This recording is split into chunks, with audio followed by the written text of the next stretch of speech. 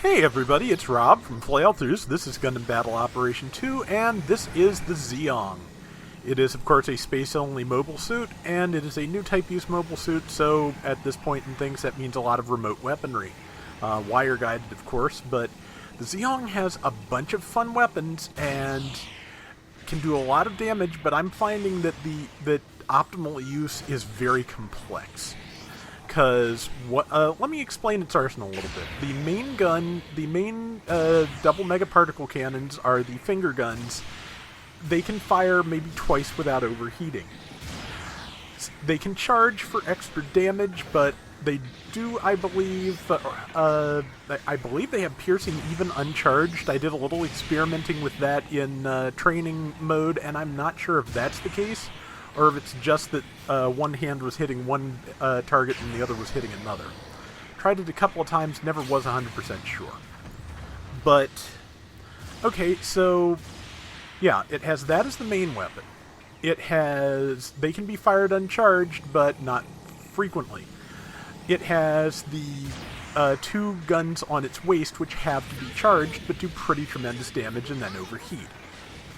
They can be charged while moving, thankfully. Then it has the same two modes of ranged attack that that the other two Psychomuzakus had. One flanking and one for an attack from the rear. The rear attack, I believe, is more likely to stun, and only basically hits once if I'm watching it correctly. And it has its the beam gun in its head. And it has melee, which you've probably seen me use just about every weapon on the thing by now while I'm talking. But the thing about it is that the weapon swapping is so complex. And I swear it's using Zeong animation. But the weapon swapping is so complex and difficult to keep up, and the fact that all of its weapons except for two require charging before they can be used at range means that using this, ideally, is very, very difficult. I played 3 rounds with it, 1 on each map, and this is the one where I did the best even though we lose, so this is the one I decided to use. It doesn't do well in the Space Fortress interior. It's so big, it's hard to maneuver in tight spaces. So, Resource Satellite or Dark Space, both really good for that. But yeah, Space Fortress interior, it's gonna have to be. You're gonna have to be very careful, and you are not gonna want a team with 3 Zeongs there. Out here in the Resource Satellite, that's fine. This thing absolutely mugs the GBO2 FB. I think the FB doesn't have great beam defense, and its main weapons, either main weapon is beam-based, and the Zeong has a base beam defense of 38%. So yeah, 38% damage reduction on everything the FB can do to it. Except melee. None of the Zeong's defenses are bad, but the beam defense is just nuts. And I did get surrounded and killed there, but it took 3 of them, so I take some comfort in that. It's fairly fast. It does have both forced injectors and maneuver armor. It also has a double dodge roll. It's got a lot of skills, and it's got some serious beam spam, but just as in the animation, it is weakest up close. If things get close enough to you that it's hard for you to lock on, then it can be really difficult. And it's one of those things that takes up so much of the screen that aiming at things right in front of your face is actually kind of difficult.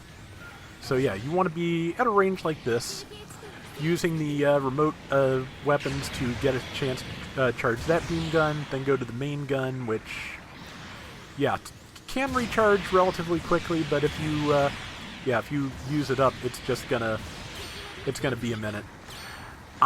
You probably saw me fumble with the weapons a little bit there, trying to get to the face gun to finish that guy off, because it's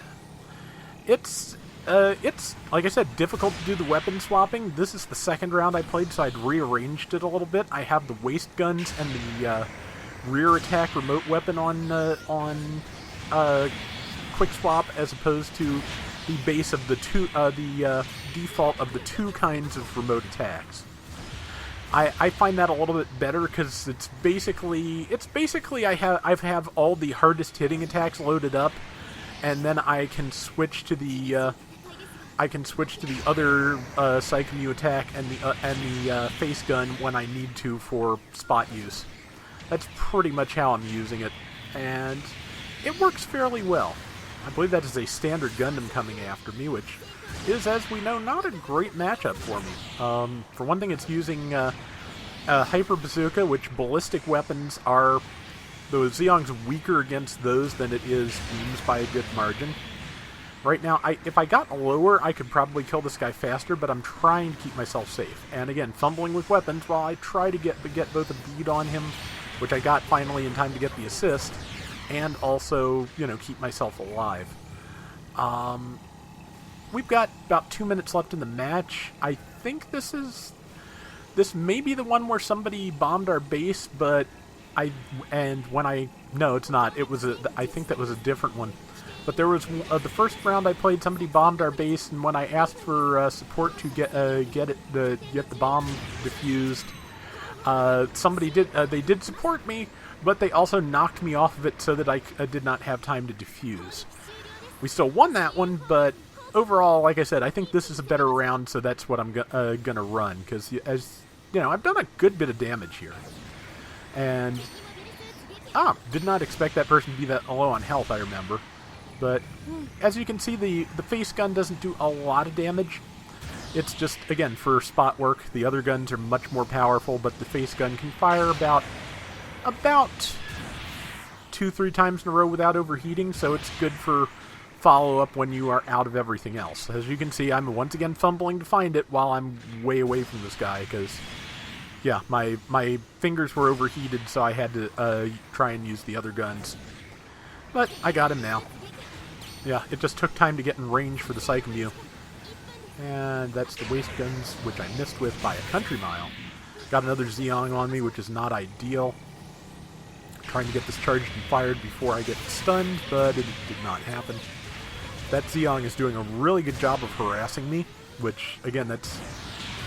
If you can get on somebody who's not focused on you as a Zeong, you can destroy them. But...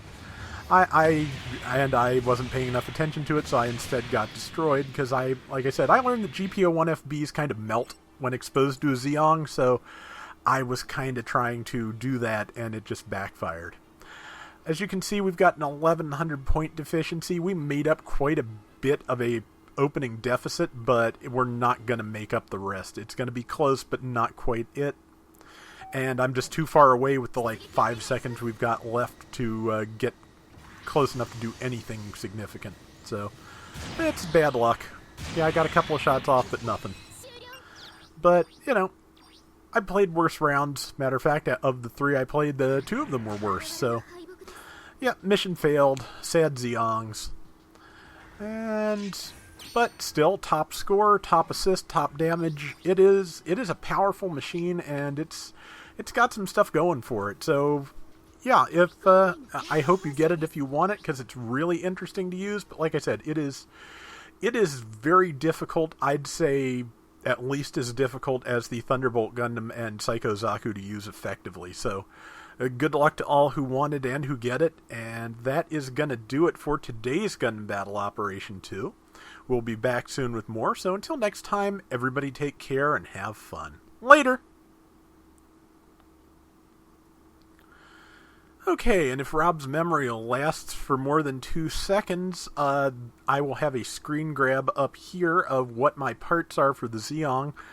Mainly, I'm prioritizing damage and I believe beam cooldown, since all those beam weapons overheat so much. But I'm also throwing in some thruster recovery and some extra beam defense, because why not get your beam defense up to 41%?